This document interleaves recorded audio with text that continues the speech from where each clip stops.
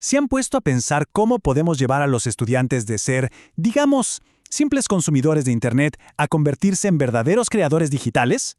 Bueno, hoy nos metemos de lleno en una de las competencias más, yo diría que más fascinantes y cruciales del currículo nacional peruano.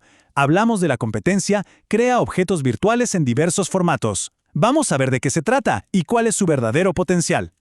Miren, en el fondo, el corazón de esta competencia es una transformación bien potente. La idea es que los estudiantes dejen de ser solo receptores pasivos de información y pasen a ser productores, creadores activos de contenido digital.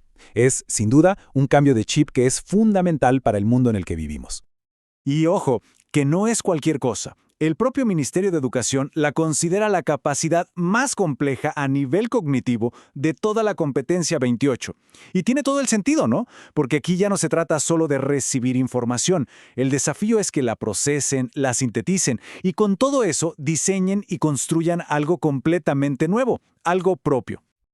Ok, para entenderlo bien, vamos a seguir una ruta clara. Vamos a tocar 6 puntos clave. Primero, el paso de consumidor a creador. Luego, ¿qué es exactamente un objeto virtual? Veremos los formatos y herramientas, la progresión por edad, cómo evaluar estas creaciones y finalmente, algo súper importante, el pensamiento computacional. Así que, ¡arrancamos! Bien, vamos con el primer punto. De consumidor a creador, la filosofía central. Y esto es fundamental, porque la idea no es simplemente enseñar a manejar un programa o una app. No, el objetivo de fondo es empoderar a los estudiantes, que a través del acto mismo de crear, se sientan capaces, se sientan motivados. Y si nos vamos a la definición oficial del Minedu, fíjense en las palabras que usa. Dice que es la construcción de materiales digitales, hasta ahí bien, pero lo clave viene ahora, que resultan de un proceso de mejoras sucesivas y retroalimentación. Ahí está el detalle.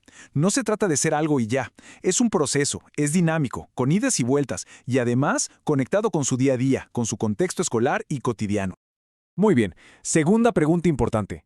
¿Qué es un objeto virtual? O sea, más allá de un simple archivo.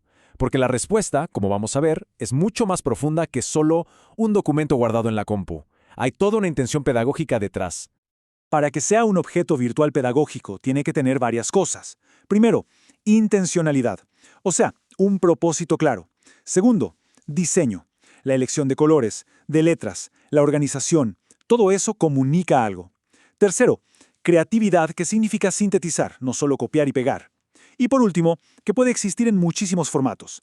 Al final, no estamos hablando solo de un producto final, sino de una forma de expresión, una herramienta de comunicación potentísima para los estudiantes.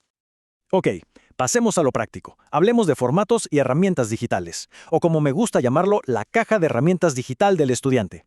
¿Qué cosas pueden crear concretamente y con qué programas o aplicaciones pueden hacerlo? Y el abanico de posibilidades que plantea el CENEF es enorme, ¿eh? Miren, va desde lo más clásico, como lo ofimático o textual. Piensa en un boletín en Google Docs, hasta lo gráfico y visual, como una infografía interactiva en Genially. Pero no se queda ahí. También tenemos lo audiovisual, como producir un podcast de historia, o incluso se mete de lleno en la programación, diseñando algoritmos en Scratch. La palabra clave aquí es diversidad.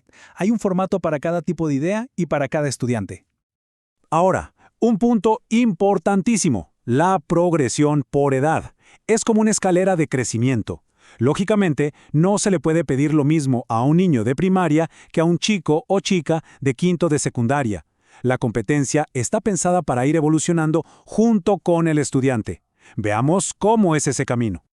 El camino es súper claro y progresivo. En primaria, por ejemplo, se empieza modificando objetos que ya existen. Cambiar las fotos o el texto en una plantilla. Es un primer paso seguro. Ya en los primeros años de secundaria, el salto es crear objetos desde cero, estructurando la información, como al editar un video y ponerle transiciones y música. Y en los últimos años se llega a la cima. Ahí ya hablamos de programar y publicar, como crear un juego interactivo en Scratch o desarrollar una página web. Es un proceso muy bien pensado. Ok, llegamos a un tema que seguro genera muchas preguntas. ¿Cómo evaluar las creaciones? Porque claro, toda esta diversidad creativa es genial, pero para los docentes es un desafío. Si un estudiante hace un podcast y otro una infografía, ¿cómo se evalúa eso de manera justa y coherente?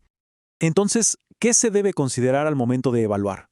La clave está en tener una rúbrica sólida, una que vaya más allá de si el trabajo se ve bonito o si los botones funcionan. Hay que mirar criterios mucho más profundos.